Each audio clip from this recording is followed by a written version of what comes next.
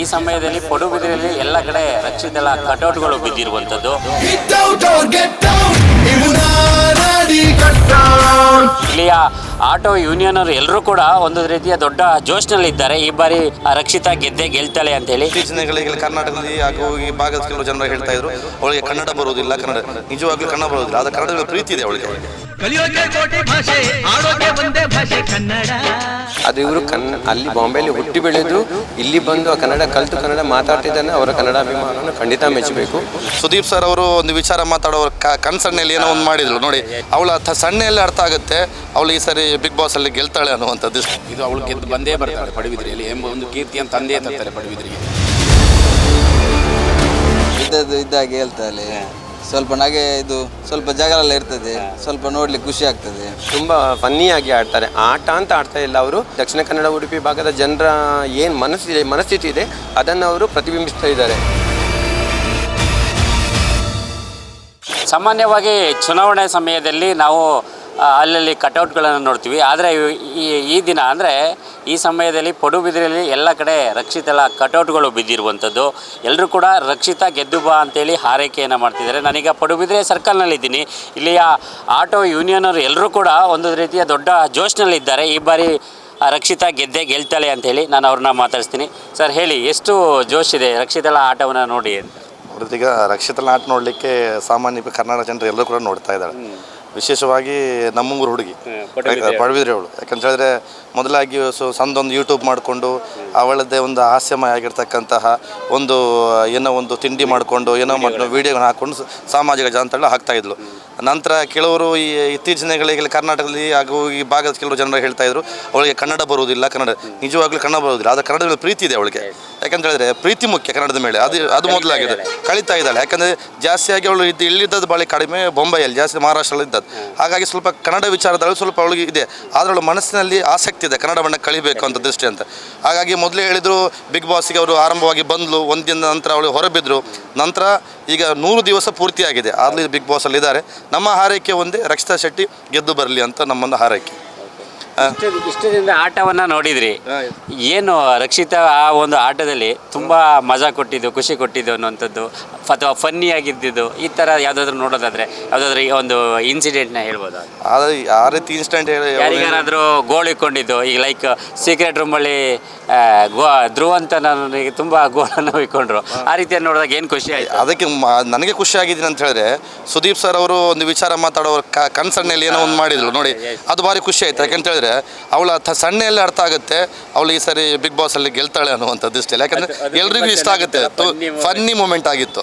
ಹಾಗಾಗಿ ಈಗ ನಮ್ಮ ಪಡುಬಿದ್ರೆ ಭಾಗದಲ್ಲಿ ಎಲ್ಲರೂ ಕೂಡ, ಯಾಕಂದ್ರೆ ನಮ್ಮ ಊರು ಹುಡುಗಿ ಮೊದಲಾಗಿ ವಿಶೇಷವಾಗಿ ಕರ್ನಾಟಕ ಜನತೆ ಅವಳಿಗೆ ಸಪೋರ್ಟ್ ಮಾಡಬೇಕು. ಯಾಕಂತ ಹೇಳಿದ್ರೆ ಒಂದು ಕನ್ನಡ ಗೊತ್ತಿಲ್ಲ ಅಂತ ಒಂದು ಹುಡುಗಿ, ಯಾಕಂದರೆ ತುಳುನಾಡು ಹುಡುಗಿ, ಕರಾವಳಿಯ ಹುಡುಗಿ, ಕನ್ನಡವನ್ನು ಇಷ್ಟು ಒಂದು ಪ್ರೀತಿಯಿಂದ ಕಲಿತಾಳೆ ಅನ್ನುವಂಥ ದೃಷ್ಟಿ ಇರುವಾಗ ಅವರೆಲ್ಲರೂ ಕೂಡ ಅವಳಿಗೆ ಸಪೋರ್ಟ್ ಮಾಡಬೇಕು ಅಂತ ನಮ್ಮ ಕರ್ತವ್ಯ. ಹಾಗಾಗಿ ನಮ್ಮ ಈ ಭಾಗದ ಎಲ್ಲರೂ ಜನರು ಕೂಡ, ನೀವು ಕಟೌಟ್ ಇಲ್ಲೇ ಆಲ್ರೆಡಿ ನೋಡ್ತಾ ಇದ್ರಿ ಎಲ್ಲ ಕಡೆ ಕೂಡ ರಕ್ಷಿತಾ ಗೆದ್ದು ಬಾ, ರಕ್ಷಿತಾ ಶೆಟ್ಟಿ ಗೆದ್ದು ಬಾ ಅನ್ನೋಂದ್ರೆ ನಮ್ಗೆ ಕೂಡ ಹಾರೈಕೆ ಇದೆ, ರಕ್ಷಿತಾ ಗೆದ್ದು ಬರಲಿ ಅನ್ನುವಂಥ ಬಿಗ್ ಬಾಸಲ್ಲಿ.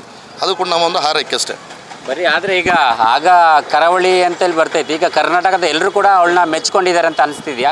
ಖಂಡಿತವಾಗಿ ಮೆಚ್ಕೊಳ್ತಾರೆ. ಯಾಕಂತೇಳಿದ್ರೆ ಈಗ ಕರ್ನಾಟಕದಲ್ಲಿ ಎಲ್ಲರೂ ಕೂಡ ಮೆಚ್ಕೊಳ್ತಾ ಇದ್ದಾರೆ. ಯಾಕಂತೇಳಿದ್ರೆ ಅವಳು ಮಾತಾಡುವಂಥದ್ದು ದಾಟಿ, ಅವಳು ಮಾಡುವಂಥ ಒಂದು ಮೂಮೆಂಟು, ಅವಳು ಅಲ್ಲಿ ಆಡುವಂಥ ಒಂದು ಆಟದ ವೈಖರಿಯಲ್ಲಿ ನೋಡುವಾಗ ಖಂಡಿತವಾಗಿ ಇಡೀ ಕರ್ನಾಟಕ ರಾಜ್ಯ ಅಂತ ಅವಳನ್ನ ಬೆಂಬಲಿಸ್ತಾರೆ ಅನ್ನುವಂಥದ್ದು ನಮಗೆ ನಂಬಿಕೆ ಇದೆ. ರಕ್ಷಿತೆ ಬಿಟ್ಟರೆ ಯಾರು ಚೆನ್ನಾಗಿ ಆಟ ಆಡ್ತಿದ್ದಾರೆ? ರಕ್ಷಿತೆ ಬಿಟ್ಟರೆ ಗಿಲ್ಲಿ ಒಳ್ಳೆ ಆಟ ಆಡ್ತಾರೆ, ಒಳ್ಳೆ ಆಟ ಆಡ್ತಾರೆ ಗಿಲ್ಲಿ.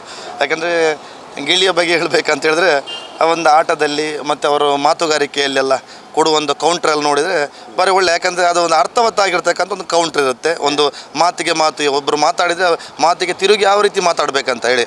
ಯಾಕಂದರೆ ಆ ಮಾತಿನ ಅರ್ಥ ಇರುತ್ತೆ.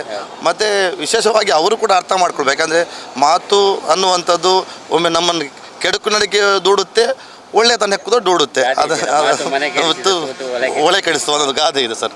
ಹಾಗಾಗಿ ಕಾಮಿಡಿ ನೋಡ್ಬೋದು ಸ್ವಲ್ಪ, ಯಾಕಂದರೆ ಅತಿರೇಕ ಒಳ್ಳೇದಲ್ಲ ಅಂತ ಅಷ್ಟೇ. ಯಾಕಂದರೆ ಚೆನ್ನಾಗಿ ಆಡ್ತಾರೆ ಗಿಲ್ಲಿ, ಚೆನ್ನಾಗಿ ಆಡ್ತಾರೆ.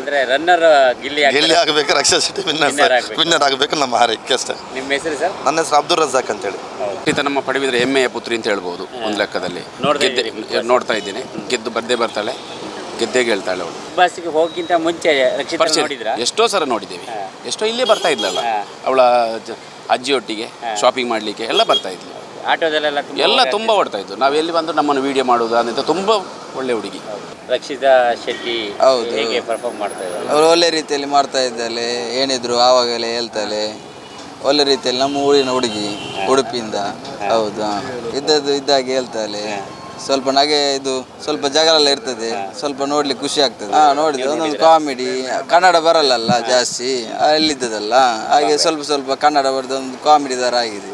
ಅವಳಿಗೆ ಕನ್ನಡ ಬರಲ್ವಾ ಅಥವಾ ಹಾಗೆ ಇಲ್ಲ, ಬರಲ್ಲ.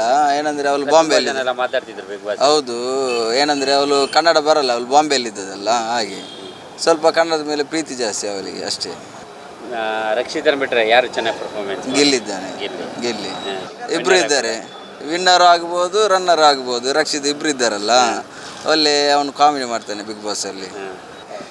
ರಕ್ಷಿತಕ್ಕೂ ಧ್ರುವಂತಕ್ಕೂ ತುಂಬಾ ಗಲಾಟೆ ಆಗ್ತದೆ. ಒಳ್ಳೆ ನೋಡ್ಲಿಕ್ಕೆ ಒಳ್ಳೆ ಇದಾಗ್ತದೆ, ಚೆನ್ನಾಗಿರ್ತದೆ. ನಾಗವಲ್ಲಿ ಅಲ್ಲಿ ಈಗ ಸಾಧಾರಣ ಬಿಗ್ ಬಾಸ್ ನೋಡಬೇಕಾದ್ರೆ ಅವರೇ ಅಲ್ಲಿ ಆಕರ್ಷಣೆ ಅಂತ ನಾನು ಹೇಳ್ಬೋದು. ಅವರಿಂದಾಗಿ ನಾವು ಕಂಪ್ಲೀಟ್ ಸೀರಿಯಲನ್ನು ನೋಡ್ತಾ ಇದ್ದೇವೆ. ಅವರು ನಿಜವಾಗಿ ಕನ್ನಡ ಬರೋದಿಲ್ಲ, ಅವರು ಕನ್ನಡ ಇಲ್ಲಿ ಹುಟ್ಟಿ ಬೆಳೆದವರಲ್ಲ, ಬಾಂಬೆಯಲ್ಲಿ ಬೆಳೆದವರು. ಆದರೆ ಅವರ ಕನ್ನಡ ಅಭಿಮಾನನೂ ಮೆಚ್ಚಬೇಕು. ಅವರಿಗೆ ಏನೂ ಹೆಸಿಟೇಷನ್ ಇಲ್ಲದೆ ತಪ್ಪಾದರೂ ಸರಿ ನಾನು ಕನ್ನಡ ಮಾತಾಡಬೇಕು ಅನ್ನೋ ಛಲ ಇದೆ, ಆ ಪ್ರೀತಿ ಇದೆ, ಕನ್ನಡದ ಮೇಲೆ ಅಭಿಮಾನನೂ ಖಂಡಿತ ಮೆಚ್ಚುತ್ತೇವೆ. ಯಾಕೆ ಅಂತೇಳಿದರೆ ಕನ್ನಡದಲ್ಲಿ ಕನ್ನಡ ನಾಡಿನಲ್ಲಿ ಹುಟ್ಟಿ ಬೆಳೆದವರು ಬಾಂಬೆಗೆ 1 ತಿಂಗಳು 2 ತಿಂಗಳಿಗೆ ಹೋಗಿ ಬಂದವರು ಇಲ್ಲಿ ಕನ್ನಡ ಮಾತಾಡಲಿಕ್ಕೆ ಹಿಂಜರಿತಾ ಇದ್ದಾರೆ. ಅವರಿಗೆ ನಾಚಿಕೆ ಆಗ್ತದೆ ಕನ್ನಡ, ಹಿಂದಿಯಲ್ಲಿ ಅವರ ವ್ಯವಹಾರ ಶುರು.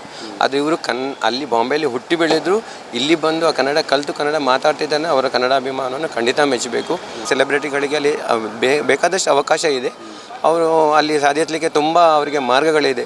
ಆದರೆ ಗ್ರಾಮೀಣ ಪ್ರತಿಭೆಗಳಿಗೆ ಅಂಥ ಅವಕಾಶ ಇರೋದಿಲ್ಲ. ಇವರು ಗ್ರಾಮೀಣ ಪ್ರತಿಭೆ ಬೆಳಗಿದ್ರೆ ಇವರ ಹಿಂದೆ ತುಂಬ ಗ್ರಾಮೀಣ ಪ್ರತಿಭೆಗಳು ತೆರೆಮರೆಯಿಂದ ಬರ್ತದೆ. ತುಂಬ ಖುಷಿ ಕೊಡ್ತಾ ಇದೆ, ತುಂಬ ಸಂತೋಷ ಕೊಡ್ತಾ ಇದೆ. ತುಂಬ ಫನ್ನಿಯಾಗಿ ಆಡ್ತಾರೆ. ಆಟ ಅಂತ ಆಡ್ತಾ ಇಲ್ಲ, ಅವರು ಸ್ವಾಭಾವಿಕವಾಗಿ ಅವರು ಏನು ಇದ್ದಾರೆ ಅದನ್ನು ಅಲ್ಲಿ ತೋರಿಸಿಕೊಳ್ತಾರೆ. ನ್ಯಾಚುರಲ್ ಆಗಿ ಕನ್ನಡ, ಈ ದಕ್ಷಿಣ ಕನ್ನಡ ಉಡುಪಿ ಭಾಗದ ಜನರ ಏನು ಮನಸ್ಥಿತಿ ಇದೆ ಅದನ್ನು ಅವರು ಪ್ರತಿಬಿಂಬಿಸ್ತಾ ಇದ್ದಾರೆ ಅದರಲ್ಲಿ. ತುಂಬ ಖುಷಿ ಆಗ್ತದೆ ನೋಡಲಿಕ್ಕೆ. ಇಂತಹ ನೈಜ ಕುತೂಹಲ ಭರಿತ ಸುದ್ದಿಗಳು ನಿಮಗೆ ಸಿಗಬೇಕಂದ್ರೆ ರಾಜ್ಯದ ಪ್ರತಿಷ್ಠಿತ ಜನಪರ ಡಿಜಿಟಲ್ ಸುದ್ದಿ ಮಾಧ್ಯಮ ಪಬ್ಲಿಕ್ ಇಂಪ್ಯಾಕ್ಟ್ ಚಾನಲನ್ನು ಯೂಟ್ಯೂಬ್ನಲ್ಲಿ ಸಬ್ಸ್ಕ್ರೈಬ್ ಮಾಡ್ಕೊಳ್ಳಿ.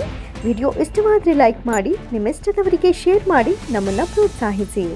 ಹಾಗೆಯೇ ಫೇಸ್ಬುಕ್ನಲ್ಲಿ ಪಬ್ಲಿಕ್ ಇಂಪ್ಯಾಕ್ಟ್ ಫಾಲೋ ಮಾಡೋದನ್ನು, ಇನ್ಸ್ಟಾದಲ್ಲಿ ಜೊತೆಯಾಗೋದನ್ನು ಮಿಸ್ ಮಾಡಬೇಡಿ. ಜಾಹೀರಾತು ಹಾಗೂ ಬಿಸ್ನೆಸ್ ಪ್ರಮೋಷನ್ಗಾಗಿ ಸಂಪರ್ಕಿಸಿ 9606037450 ಅಥವಾ 9353224116. ಇದು ಪಬ್ಲಿಕ್ ಇಂಪ್ಯಾಕ್ಟ್, ಜನಶಕ್ತಿಯೇ ನಿರ್ಣಾಯಕ.